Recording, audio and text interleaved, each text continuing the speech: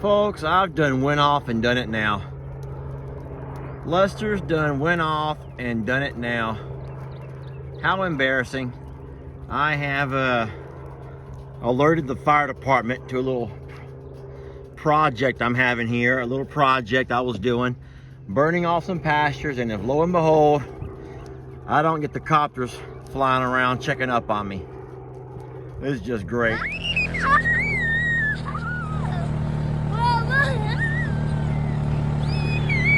Putting out fires, baby! Yeah, we're putting out fires, baby!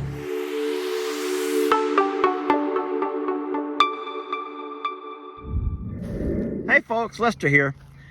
I want y'all to notice how green everything is starting to come out here. This is I'd say about 2 months ago I come out and I made a video of me burning off this back pasture, and there was a lot of brush that I wanted to burn off, and we talked a little bit about controlled burns. And even though we've had some really extreme temperatures here as the last a couple weeks ago, already it's been so warm. We've got a little bit of rain, and look, here we are in the beginning of March, and these pastures have already begun to put out nice green grass. And Imogene and Beverly could not be happier. You know, all animals, as far as farm animals, they prefer grass over anything else. Yeah, you can feed them expensive feeds from the feed store. You know, you can buy the grains and the corns and you name it. Guys, you can buy them alfalfa hay, Timothy grass, whatever you feed. But if they had a preference, they would choose this right here. This is what they would choose, and that's why they're so happy. Well, what I never had a chance to do was come over and burn off this second pasture. I talked to you guys about doing that. I was even going to make me a little drone video of me doing so. But you know, things come up. February was a very busy month. We had Fidel here helping with the Littles barn. We had Corey and his wife here with their crew of welders working on the big hay barn with the stalls. And so Lester never got around to getting back over here. We did do a little small pasture there on the side of the property. You may have saw Ellie's video about that. So today I come down and I'm like, you know what, it's the weekend. Nice beautiful day. I'm gonna make a fire. And I came down, built that fire, and what I did not do is call the fire department. I didn't think it would be that big of a fire. I mean, you can see here, very small pasture. Not much to burn at all. It's probably no more than 5 acres. But I'll tell you what happened. It's wet. And I don't know if you guys know this or not, but you put a little bit of moisture with hay or dry grass, and it creates smoke. And I tell you what it did. It put up this smoke plume like you would not believe. And within 10 minutes, we have a helicopter flying over. So I got on my phone real fast and I called the fire department. I says, guys, I says, you can call off the helicopter. I am so very sorry. That's me. I'm making a fire. It's a controlled burn. And they don't mind if you do that. They only ask that you give them a heads up. And you know what? I didn't do that. And so now I got my fingers crossed that I don't get a fine, because I hate that I took away their resources. You know, the number one, the danger of someone going up in that helicopter. Number two, the fuel that it took to fly it from their headquarters over here to make a circle around my property. And all of that could have been avoided had I been diligent and just gave them a call first. Anyway, I called, and the dispatcher was not happy. And so I'm just hoping. She didn't say she's going to stick a fine on me.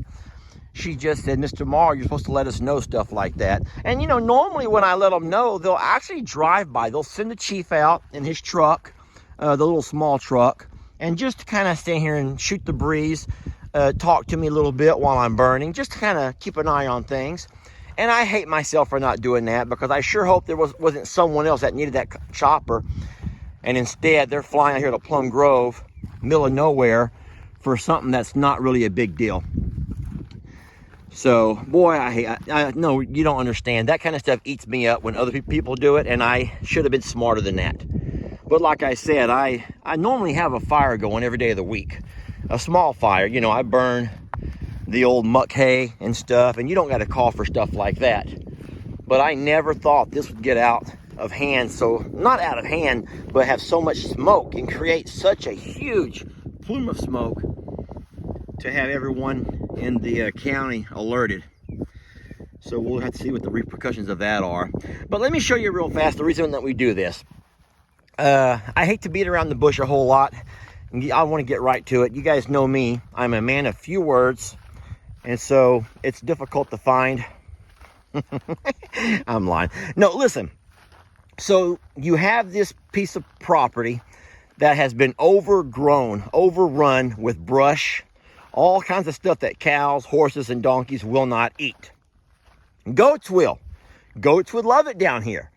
But I don't bring my goats over here because we have a predator issue. We don't have the proper fencing to keep the goats in. All right.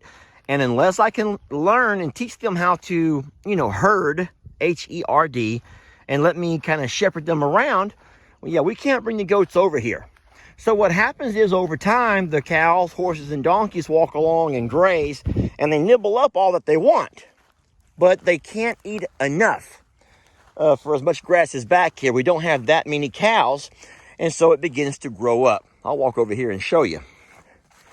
So it begins to grow up. Not only do you have high grass, but you also have weeds, little saplings, little pine saplings like you see the ones growing here.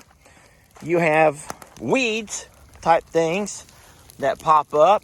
You have briars and grass burrs. And guys, I can't even begin to tell you all of the trash that you see as I walk through here. I don't mean trash as in human trash, debris. I mean just trashy green stuff. Things that our animals will not eat.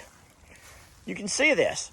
And so the problem is, if you don't have these controlled burns, if I didn't let fire come by here and consume and eat up all this junk, over time, this right here would overtake your entire pasture. And then your horses, donkeys, cows, and whatnot would not have anything to eat because grass, the good grass, is not going to grow up through here.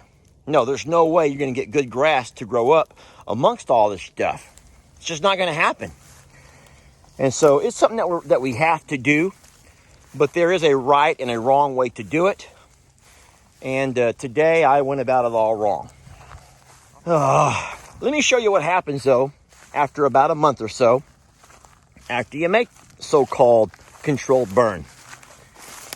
Everything turns off nice and green. Let me zoom into this spot over here. Yeah, this is the spot where I almost caught my side-by-side on fire last time. I think you all may remember that part. It was a pretty dumb moment. Or I've actually changed directions. Oh, crap, bolus. Sheesh, Lester, just get the side-by-side out of here. God. Hold on, folks. I'm over here doing a controlled burn, and I made the mistake of trying to teach you how to do a controlled burn. And I should have learned a long time ago that Lester should not be telling anyone how to do anything. Because as I'm making myself a controlled burn, little did I know the wind had changed directions, and all of a sudden that controlled burn had turned around, and whenever I looked behind me, it was my side-by-side was pretty much engulfed in flames. Yeah, that was a close call. I was able to jump on it and get it out of there. And but no, so here we have some nice green grass coming up. Most of the little pine saplings will survive, I think. There's some green showing up in them. But those that don't, guys, I can bring the brush hog back here very easily and mow right over them and just mulch them right back into the earth. But for the most part, this over here will all be nice green grass. And like I say, in a couple of weeks, I'll bring this brush hog back and I'll just clean these pastures all the way off. And this will be good grazing land for the bigs come this spring and summer and up until we get our first frost of the winter, of the fall.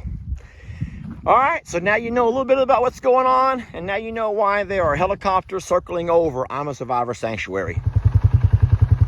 All right, so that side of the pasture is good. It's about burning itself out, but we do have a small issue.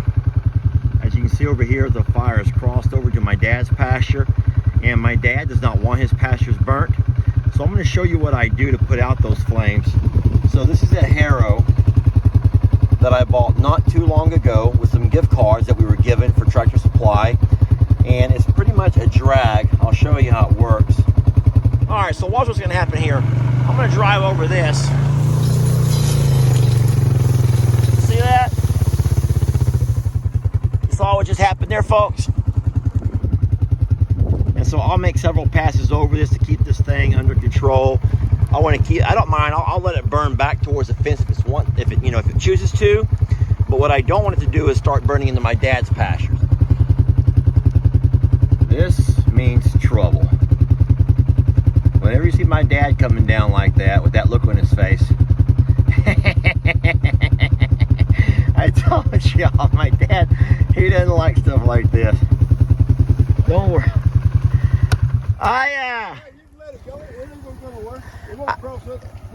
You know, I just made a video and I was telling everybody how upset you're going to be with me because when you do controlled fires, you like all hands on deck. Yeah. And mine jumped the fence on me. And I was like, my dad's going to come down here, just flying down here. And no longer than I said that, I turn around and here you come. But this over here has something that floated in with the flood. Along with, if you look at this fence line, a lot of stuff here is floated in with the flood. You know, we ain't burnt these pastures off since that flood. A lot of things floated in and get stuck up along these fence lines, old pieces of wood. And so these controlled burns, not only do they burn off, the dead foliage and stuff that we don't want to have around, it also can burn off a lot of debris that is just floated in. So we don't get down here, folks. We don't get down here and work these back ridges like we should. But just from this spot here, you can see there's an old tire. There's a couple of plastic jugs. It's like oil cans or something or another's laying up in there. Just junk. There's an old, looks like a wooden pallet. And so we would have never, ever, we're not trashy folks. We are not trashy people. And we don't ever just let trash accumulate up around the house and stuff. But sometimes down here in these back ridges where you don't come on a daily basis, it takes, sheesh, Dad's about to torch my old four-wheeler. This is Lexus four-wheeler. That would not be pretty. Let me get out of here before Dad burns us down. As you can see, I found me a stowaway. What are we working on today? We are working on... Say it loud so I can hear you. And you didn't say, hey, folks. Hi, folks. Say it loud, baby, so I can hear you.